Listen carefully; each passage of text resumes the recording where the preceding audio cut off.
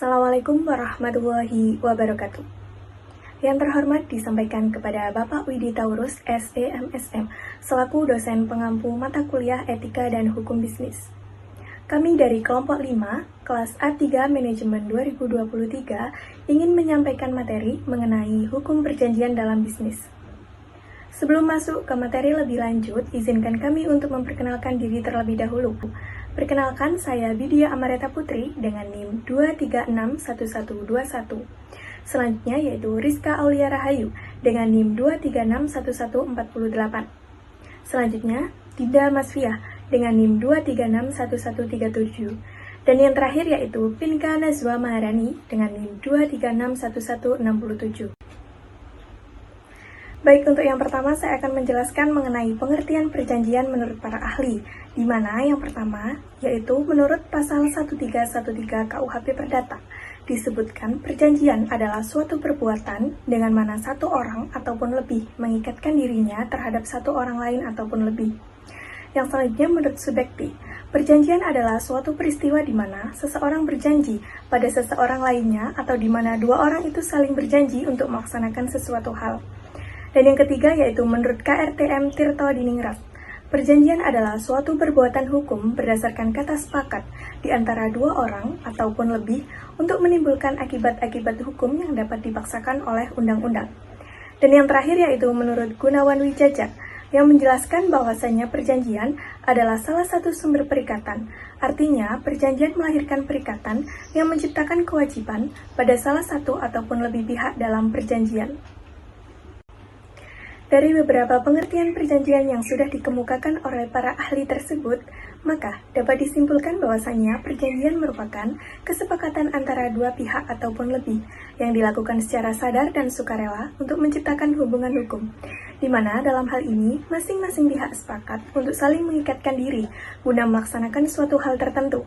Perjanjian ini menimbulkan hak dan kewajiban yang diakui serta dapat ditegakkan secara hukum. Perjanjian ini bersifat mengikat dan pelaksanaannya dilindungi serta dapat dipaksakan oleh hukum apabila terjadi pelanggaran dari salah satu pihak tersebut. Selanjutnya yaitu ada tujuan perjanjian dalam bisnis.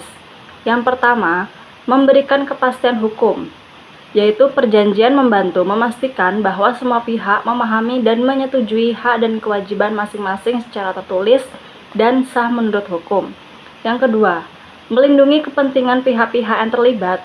Dengan perjanjian, setiap memiliki dasar hukum jika terjadi pelanggaran, wan prestasi, atau sengketa. Yang ketiga, mengatur hubungan kerjasama secara jelas, yaitu perjanjian menentukan ruang lingkup kerjasama, waktu pelaksanaan, metode pembayaran, syarat pengiriman, dan hal-hal teknis lainnya. Yang keempat, meningkatkan kepercayaan. Adanya dokumen yang disepakati bersama akan meningkatkan rasa aman dan profesionalisme dalam menjalankan bisnis.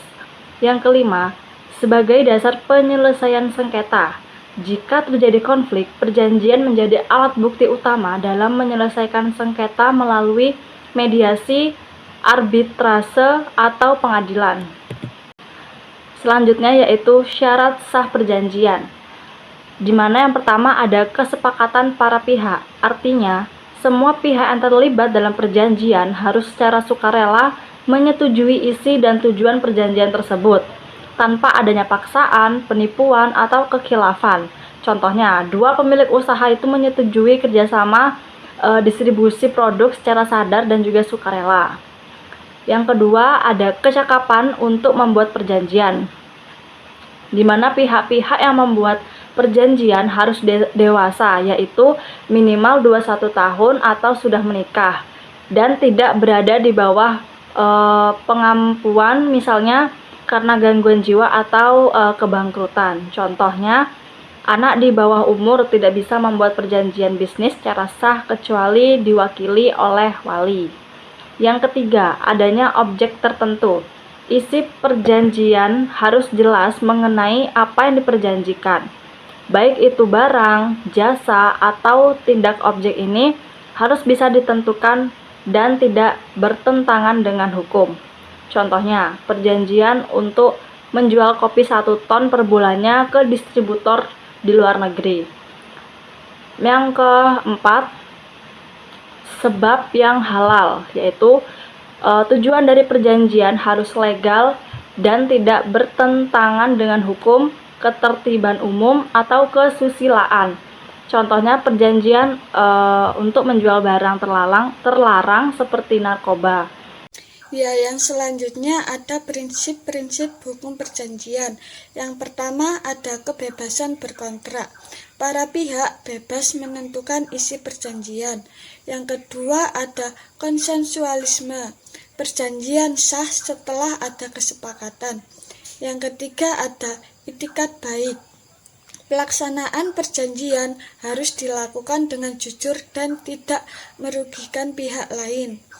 Yang selanjutnya ada pasta dan servanda, yaitu perjanjian berlaku sebagai undang-undang bagi para pihak. Etika dalam perjanjian bisnis yaitu ada beberapa. 1. Menjaga kejujuran dan transparansi. 2. Tidak melakukan pemaksaan atau penipuan. 3. Mematuhi norma dan hukum yang berlaku. 4. Menghormati hak dan kewajiban masing-masing pihak. Yang kelima ada bertanggung jawab atas isi dan pelaksanaan perjanjian. Selanjutnya yaitu jenis-jenis perjanjian dalam bisnis. Yang pertama, perjanjian jual beli, mengatur transaksi jual beli barang atau jasa termasuk harga, kualitas, dan waktu pengiriman. Yang kedua, perjanjian kerjasama, digunakan untuk mengatur kolaborasi antara dua perusahaan atau lebih seperti joint venture atau kemitraan strategis. Yang ketiga, perjanjian sewa-menyewa, mengatur penyewaan antara investor dan penerima investasi terkait pengelolaan dana dan pembagian keuntungan. Yang kelima, perjanjian non-disclosure agreement, melindungi informasi rahasia yang dibagikan antara para pihak agar tidak disebarluaskan, digunakan atau diungkapkan kepada pihak ketiga tanpa izin, serta memberikan perlindungan hukum apabila terjadi pelanggaran kerahasiaan tersebut. Selanjutnya yaitu akibat jika perjanjian dilanggar. Yang pertama, wan prestasi atau pelanggaran kontrak. Pihak yang tidak memenuhi kewajibannya sesuai dengan perjanjian dianggap melakukan wan prestasi yang berhak dikenakan sanksi hukum sesuai dengan ketentuan dalam kontrak. Yang kedua, tuntutan pemenuhan kewajiban. Pihak yang dirugikan berhak menuntut agar pihak yang melanggar untuk memenuhi kewajibannya, baik secara sukarela atau melalui proses hukum. Yang ketiga, ganti rugi. Jika terjadi pelanggaran perjanjian, pihak yang melanggar wajib mengganti kerugian yang ditimbulkan akibat pelanggaran tersebut.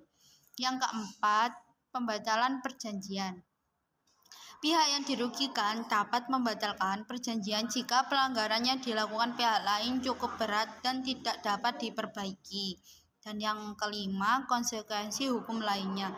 Selain itu, pelanggaran terhadap perjanjian bisnis dapat berakibat pada tuntutan di pengadilan dan sanksi administratif tergantung pada jenis pelanggaran.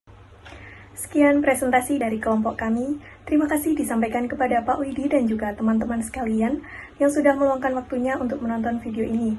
Mohon maaf apabila ada salah kata ataupun kurangnya dalam hal penyampaian materi. Semoga ilmu yang kami sampaikan bisa bermanfaat. Sekian, wassalamualaikum warahmatullahi wabarakatuh.